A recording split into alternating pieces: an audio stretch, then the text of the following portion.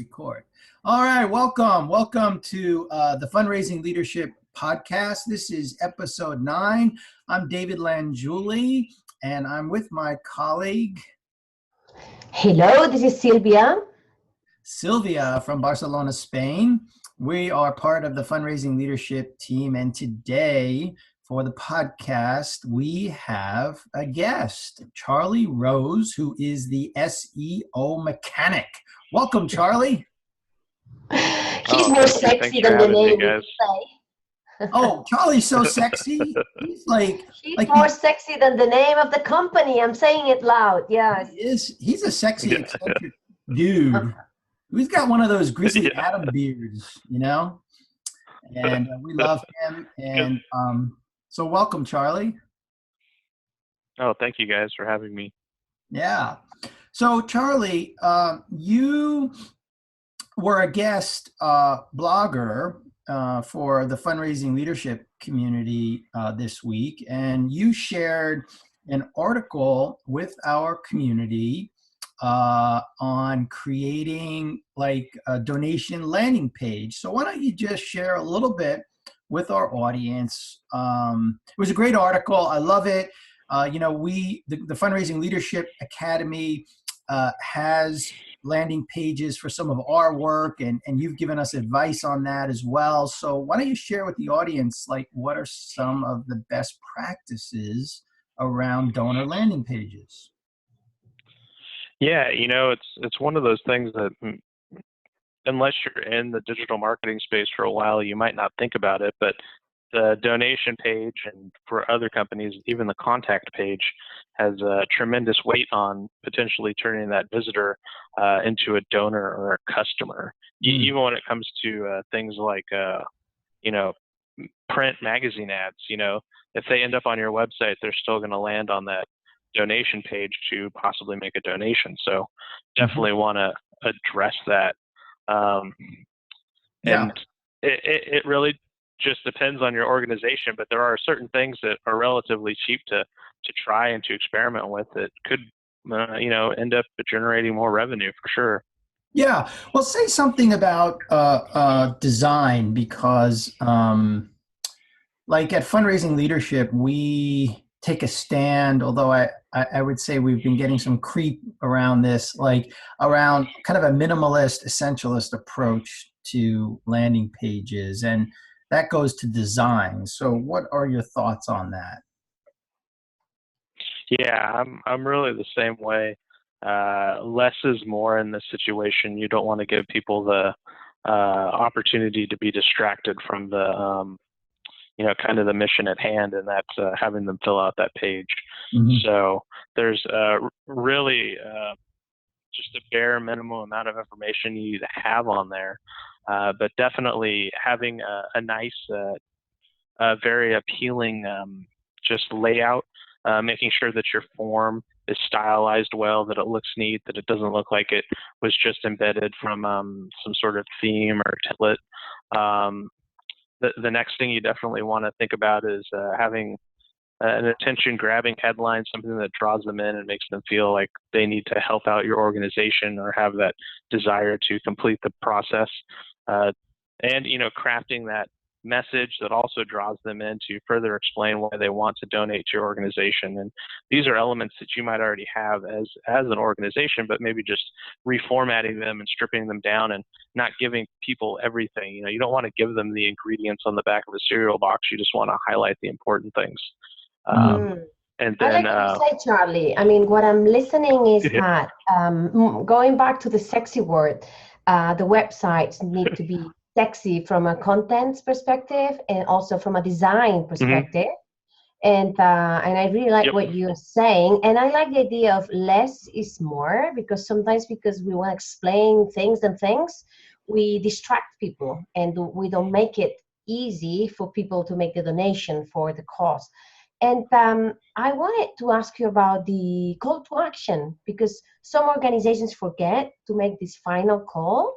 What are your thoughts about it, Charlie? Well, having that call to action, it's like just the headline of a newspaper article. It's just that having that encouraging hook to bring somebody in, and it's just really maybe taking the time to craft that and making it just super punchy and so that it gives people enough information to feel inspired, which, that does get hard. That could be really hard, but as an organization, it's great to look at other people and see what they're doing and take some tips and examples. Well, I like what you're saying, Sylvia, about it being sexy. Like, it's almost like we can't say that in today's environment, and we are going to say it. And because I know what you mean by it, it's like a magnetic attraction. That I'm going to use a different phrase. It's almost like you want your page to be so attractive that you're just drawn to it. So that's just another way of saying, make it sexy. That's it. Yes. Another point, Charlie, that I really find interesting is that many people, like many organizations in the nonprofit world, they like to have the website, and they forget, how to monitor results, how to manage the feedback, or how to control, what's happening so they can improve the website. What are your ideas about making sure the website is delivering the results that the organization expects? Yeah, so definitely, if you're not using some sort of analytics tracking, that would be the first step. And Google Analytics, Google offers Google Analytics, is completely free, and they have some conversion tracking tools where you can track how many conversions you have, and you can tie that to when somebody completes out and finishes the form. And that the actual technical aspects of that change from website to website. But essentially, you can track when somebody partially fills out the form or fills it out in its entirety and submits it.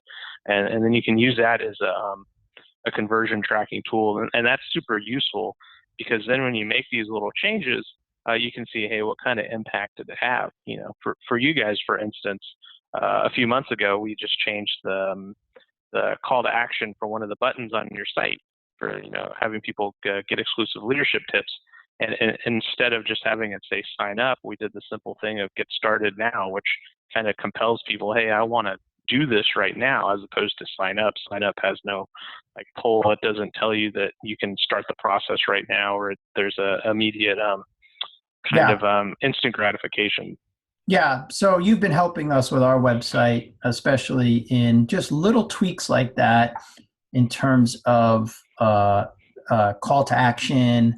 Also, there is quite a bit of sophistication in search optimization. That's, we don't have time to go into it today, but, we can let our audience know that you are a search engine optimizing expert and can help nonprofit organizations drive more traffic to their well-designed landing pages, which you give great advice in the blog post about that. So you can see Charlie's advice on the fundraising leadership blog. But Charlie, just for the audience today, if there was one thing you could have them do easily, quickly, to improve their donor landing page, what would it be?